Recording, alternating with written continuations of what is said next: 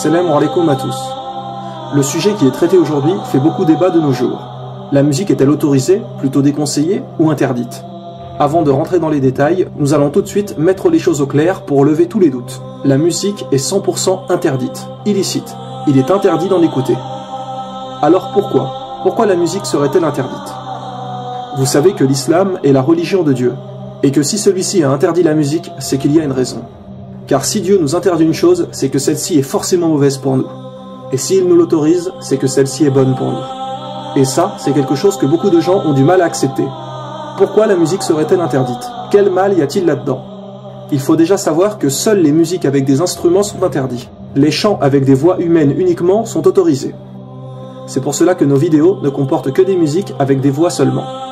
Vous allez à présent vous rendre compte à quel point la musique peut être dangereuse. Voici le danger de la musique. Le danger de la musique. Le danger de la musique. Le danger de la musique.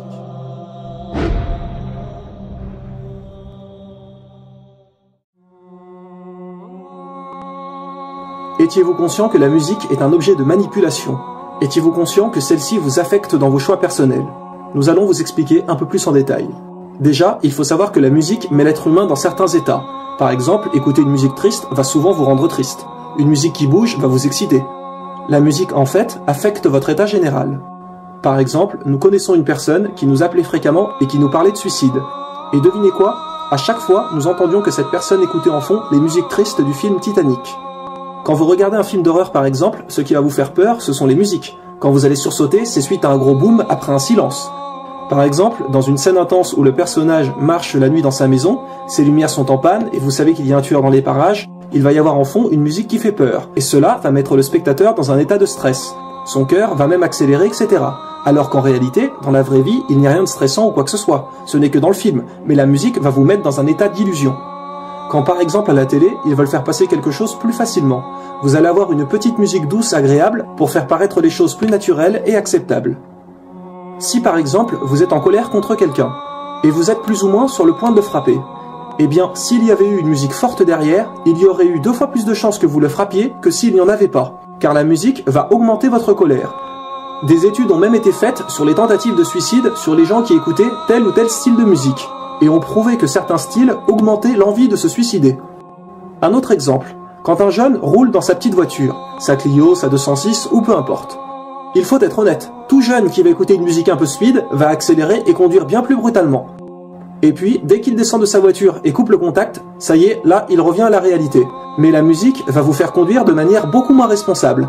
Elle va bien souvent vous donner l'envie d'accélérer, preuve qu'elle a un impact sur vous. Celle-ci peut vraiment influencer votre comportement. La musique vous apporte de la nostalgie. Beaucoup de gens des fois n'ont pas le moral le soir parce qu'ils écoutent des musiques tristes. Alors qu'en réalité, il n'y a rien de triste sur le moment, mais celle-ci va vous mettre dans cet état. La musique vous affecte psychologiquement. Ce que nous allons vous dire maintenant va peut-être vous étonner, mais ceci est pourtant bien réel. Saviez-vous que la musique empêche de réfléchir sérieusement? Par exemple, quand vous regardez un film, votre cerveau est concentré sur ce qu'il voit. Votre cerveau pense au film qu'il regarde. Eh bien, quand vous écoutez de la musique, c'est pareil. Pourquoi croyez-vous qu'à force d'écouter des musiques, vous apprenez les paroles par cœur sans le faire exprès?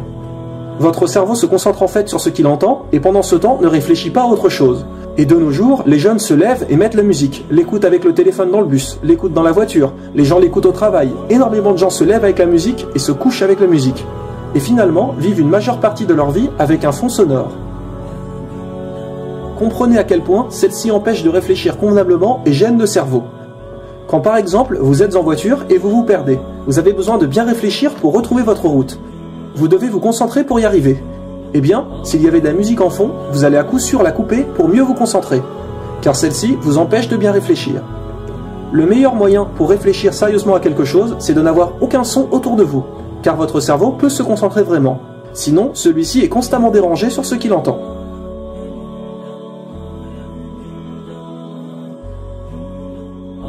Des fois, des hommes vont mettre des petites musiques douces en fond pour essayer de draguer des filles. Ou bien dans des soirées, des musiques de discothèque pour mettre à l'aise les femmes, et donc leur faire baisser leur garde. Regardez en boîte de nuit comment les gens dansent. Sans musique, personne ne danserait, les gens n'oseraient pas. Ils ont besoin de cette musique qui va les affecter physiquement pour ne plus trop réfléchir et pouvoir plus ou moins se lâcher et être à l'aise. Beaucoup de gens, avec des musiques de discothèque en fond, vont aller draguer. Car comme il est dit, la musique masque un peu la vérité et vous met à l'aise. Vous perdez en vérité votre morale avec celle-ci. Elle masque vraiment les choses et vous met dans une ambiance qui est fausse. Ce que l'on veut expliquer par là, c'est que vous compreniez que la musique peut vous affecter réellement. Un peu comme l'alcool. Beaucoup de gens ne peuvent pas s'amuser sans alcool, donc ils boivent pour pouvoir se lâcher. Comment se fait-il qu'ils ont besoin de quelque chose pour pouvoir s'amuser? Normalement, l'être humain n'a pas besoin de ça. La musique, c'est un peu pareil. Vous avez besoin de choses qui vous affectent dans votre corps et qui vous fait un peu oublier votre moralité pour faire certains actes. Cela vous rend dépendant et finalement vous fait perdre confiance en vous. Car après, s'il n'y a pas de musique ou d'alcool, vous n'oserez rien faire car vous avez pris l'habitude de cela. Donc à force d'en écouter, comme il est dit, vous devenez dépendant. Et tout ce qui peut rendre dépendant l'être humain est néfaste pour lui. Que ce soit la cigarette, l'alcool, la drogue, etc. Vous voyez l'influence que cela peut avoir sur le corps humain. La musique est donc un excellent moyen de contrôle pour mieux faire passer quelque chose. Parfois donc dans un film, un passage paraîtrait ridicule, mais avec une bonne petite musique bien placée, les choses passeront beaucoup mieux. La musique peut avoir un réel pouvoir de manipulation si elle est bien utilisée et peut vraiment masquer la réalité dans beaucoup de cas. Et les choses sont encore pires de nos jours. Saviez-vous que beaucoup de chanteurs cachent des paroles ou des actes sataniques dans leur musique et leurs clips? Une grande majorité de la population mondiale écoute de la musique et malheureusement une minorité comprend le sens réel de celle-ci et des effets que cela a sur le public. Il n'y a pas besoin de montrer les clips d'aujourd'hui pour prouver les références au sexe, satanisme, alcool, etc. Nous le voyons tous les jours à la télé ou sur internet. Seulement de nos jours, ils ont tellement banalisé cela en mettant partout et en diffusant ça en masse que cela semble normal aux gens. C'est devenu tout à fait banal. Comme par exemple les jeux vidéo où on tue sans arrêt des gens, où on peut faire n'importe quoi dans les villes, cambrioler, etc. Les jeunes d'aujourd'hui passent leur temps à jouer à ces jeux qui diffusent ces messages, à regarder des films qui diffusent ces messages, à écouter de la musique qui diffuse également ces messages. Et après, vous vous étonnez que les jeunes d'aujourd'hui tournent mal, fument, respectent plus personne, mais ils sont bombardés non-stop de ce genre de choses. Et si personne ne les avertit, ils tomberont tous dans le piège. C'est le but recherché aujourd'hui. Tout est fait et a été bien calculé pour que l'éducation détourne des vraies choses importantes. Le sexe a été mis en avant de toutes parts. Ils font en sorte que les gens ne se posent plus de questions critiques et soient fondés dans le système, avec comme unique but, je fais la fête et je gagne de l'argent. Pas de réflexion. La technologie vous masque la vérité. La musique, les films, les jeux vous masquent la vérité. Vous masquent la vérité. Vous masquent la vérité. Vous masquent la vérité.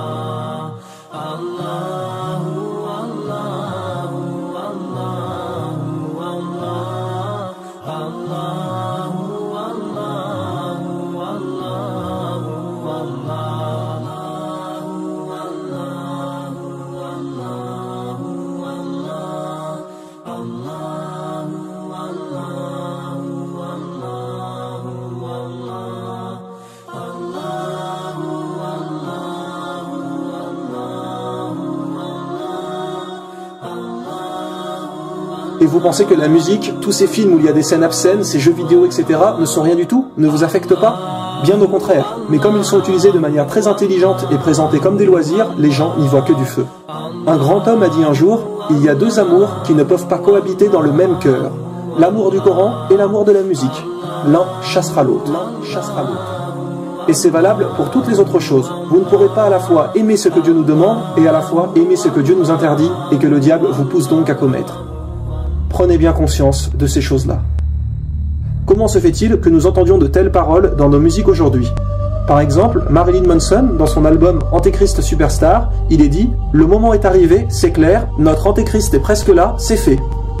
Ou bien Eminem « Mon âme est possédée par ce diable ». Ou bien encore John Lennon « Je sais que les Beatles connaîtront le succès comme aucun groupe ne l'a encore connu, je le sais très bien, car pour ce succès, j'ai vendu mon âme au diable ». Nous ne perdrons pas plus de temps à énoncer d'autres exemples, mais ce n'est pas difficile à comprendre quand on écoute les paroles ou regardons les clips de tous ces chanteurs et chanteuses comme Rihanna, Lady Gaga, Jay-Z, etc. Comment se fait-il que les jeunes qui entendent ces paroles les chantent et les répètent? Car en réalité dans leur tête, ils ne réfléchissent pas et répètent tout bêtement. Donc forcément, dès que de vraies paroles arrivent, comme des paroles importantes et en l'occurrence les versets du Coran, ils font comme une allergie à ça, comme si ils ne supportaient pas. Parce qu'en fait leur cœur est imprégné de choses mauvaises. Vous savez mes frères et sœurs, le cœur est comme une éponge, il absorbe ce qu'il a autour de lui. Donc notre cœur peut être noir ou blanc selon ce que vous lui donnez. Vous voulez laver votre cœur, entourez-le de bonnes choses, du Coran, de prières, etc. Et il absorbera et s'imprégnera de ça. Mais si vous écoutez et regardez constamment des choses obscènes, votre cœur s'imprégnera donc de ça et s'attachera à ces choses puisqu'il en est complètement imbibé. Et vous aurez l'impression d'aimer les péchés, en vous disant que ce n'est pas si grave que ça. Vous croyez que ces choses sont un bien alors qu'elles sont un mal pour vous. Et d'ailleurs Allah nous le dit bien dans le Coran, chapitre 2, verset 216. Il se peut que vous ayez de l'aversion pour une chose alors qu'elle vous est un bien, et il se peut que vous aimiez une chose alors qu'elle vous est mauvaise. C'est Allah qui sait alors que vous ne savez pas.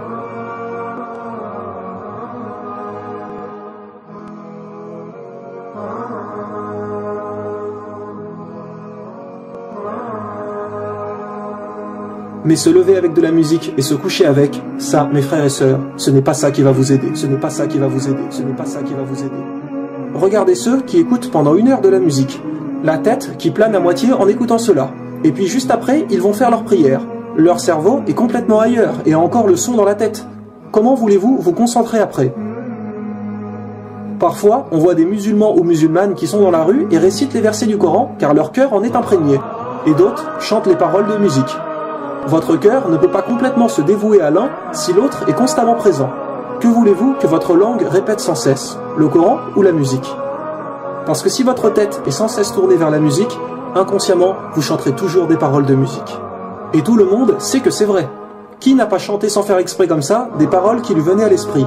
Si vous voulez vous dévouer sincèrement et complètement à l'islam, il ne faut pas que votre tête soit remplie de musique. Il y a des choses, mes frères et sœurs, qui ne peuvent pas vraiment coexister. Aujourd'hui, nous voyons des musulmans qui disent que si, la musique est autorisée. Certaines personnes autorisent la musique et disent que non, ce n'est pas interdit. Et cela nous prouve une fois de plus la véracité des paroles de notre prophète, sallallahu alayhi wa sallam, qui a dit que des musulmans rendront licites certaines choses, comme l'adultère, l'alcool, les instruments de musique, etc. Et le messager d'Allah, sallallahu alayhi wa sallam, a bien dit « Il y aura des gens de ma communauté qui rendront licites ces choses-là. » Donc, des musulmans. Alors aujourd'hui, quand vous voyez des musulmans dire que la musique est autorisée, vous avez donc, comme il est dit une fois de plus, la preuve de la vérité des prédictions du prophète, sallallahu alayhi wa sallam. Celui-ci nous a bien mis en garde que des musulmans rendraient licite ce qu'il a interdit. Et le prophète Mohammed, sallallahu alayhi wa sallam, a bien dit « Celui qui dit sur moi ce que je n'ai pas dit, qu'il prépare sa place en enfer. » Donc, ne dites surtout pas que le prophète a autorisé la musique. Car il a également dit « Un mensonge sur moi n'est pas comme un mensonge sur un autre. Celui qui ment sur moi volontairement, qu'il s'apprête à occuper sa place en enfer. » Ce qui bien évidemment est logique, car raconter un mensonge sur quelqu'un est déjà extrêmement grave, mais sur le prophète encore plus. Si par exemple vous dites quelque chose à quelqu'un qui est faux, il va le faire pensant que c'est le prophète lui-même qui l'a dit, puis il va le dire aux autres qui vont le faire et le redire, etc. Et suite à cela, peut-être que des milliers de gens vont commettre une innovation pensant que le prophète l'avait autorisé. Et cela va mettre le doute dans le cœur des musulmans. Imaginez donc les conséquences après. Donc faites toujours très attention quand vous parlez de religion à être sûr de vous. Ne mentez jamais volontairement. Après, il faut savoir que la musique n'est pas le pire des péchés non plus. Mais le prophète Mohammed, sallallahu alayhi wa sallam, est le dernier des prophètes. Et devait donc nous avertir d'absolument tout ce qui peut être bien et pas bien. Du plus petit péché au plus grand. De manière à ce qu'au jour du jugement, on ne puisse pas dire « Ah ça, on ne le savait pas ». Maintenant, même si la musique n'est pas le pire des péchés, il faut bien comprendre cependant que celle-ci vous éloigne de la religion. Elle distrait l'esprit et est utilisée par des mécréants. Donc son mal peut avoir de grandes conséquences, car si elle vous éloigne de la religion, ce qui est derrière peut être très grave. Tout ce qui vous écarte du chemin d'Allah est à jeter, et tout ce qui vous en rapproche est à suivre. N'oubliez pas la parole du prophète sallallahu alayhi wa sallam lors de son dernier sermon. Il a dit « Je vous laisse derrière moi 2 choses, le Coran et la Sunna, et si vous les suivez, vous ne vous égarerez jamais. » Attention, nous ne disons pas que ça y est, vous ne pouvez plus aller faire les courses dans les supermarchés parce qu'il y a de la musique par exemple. Parce que là, ce n'est pas vous qui avez voulu en écouter, vous comprenez. Le but d'aller dans les supermarchés est d'aller faire vos courses et non d'écouter de la musique. Et ce qui compte, c'est ce qui est fait de votre propre volonté. Dans un supermarché, ce n'est pas vous qui mettez la musique, c'est d'autres gens.